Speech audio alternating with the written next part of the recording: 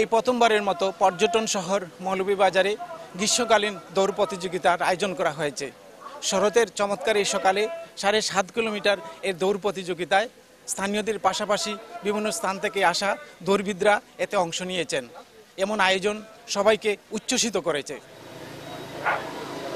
ভোরের আলো ফুটতে না ফুটতেই সারিবদ্ধভাবে লাইনে দাঁড়িয়ে পড়েন বিভিন্ন স্থান থেকে আসা দৌড়বিদ, শিশু, নারী ও পুরুষেরা। প্রথমেই জাতীয় সঙ্গীত পরিবেশন করা হয়। এর পরপরই হুইসেলের সুর বাজতে না বাজতেই সবাই যে যার মতো দৌড়াতে শুরু করেন। 7.5 কিলোমিটার এই এক ক্যাটাগরিতে প্রথমবারের মতো অনুষ্ঠিত হলো গ্রীষ্মকালীন দৌড় প্রতিযোগিতা। মৌলভীবাজার পৌরসভা মুক্ত মঞ্চ থেকে এ দৌড় শুরু করে কালেঙ্গা বাজার এলাকা পর্যন্ত এ প্রথম ধাপ দৌড়ের সমাপ্তি হয়।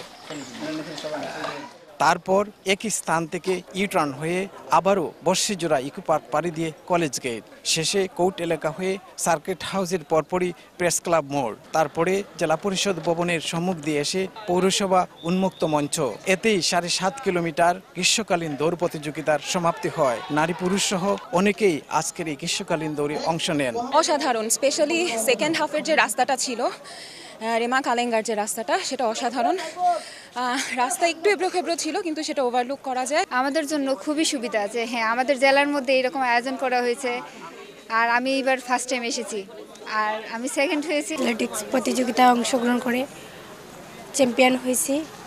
আর এই আয়োজন যারা করেছে অনেক সুন্দর সাজানো গুজানো। প্রতিযোগিতা হতে ভালো লাগে দেখে আমি প্রতিযোগিতা করি। আমার সবসময় ফার্স্ট হওয়ার ইচ্ছা। রুটটা বেশ দারুণ ছিল, এখানে এসে আমার অনেক ভালো লাগছে। ভালো একটা অকেশন আমাদের সামার রানের জন্য, সবার সাথে মিট অ্যান্ড গ্রিটের জন্য।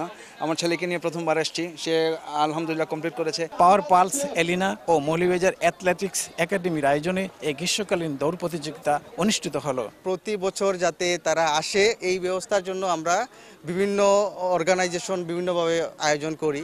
এই বছর আমরা প্রথম এই আয়োজনটা করেছি। আমাদের উদ্দেশ্য ছিল তরুণ সমাজকে খেলাধুলায় অনুপ্রাণিত করা, স্বাস্থ্য সচেতনতা বাড়ানো। আমাদের 200 স্লট ছিল, কিন্তু সর্বশেষ দেখা গেছে এটাকে আরো 50 জন ক্রস করে 250 রানার অংশগ্রহণ করেছে সব মিলিয়ে। আমরা জেলা ক্রীড়া সংস্থার পক্ষ থেকে প্রশাসনিক যে সকল পারমিশনের প্রয়োজন পড়ে এবং তাদের এই রানটিকে সুষ্ঠু এবং সুন্দরভাবে বাস্তবায়নে যে সকল দিক নির্দেশনা দেওয়া প্রয়োজন সেটা আমরা জেলা ক্রীড়া সংস্থা ওদেরকে দিয়েছি।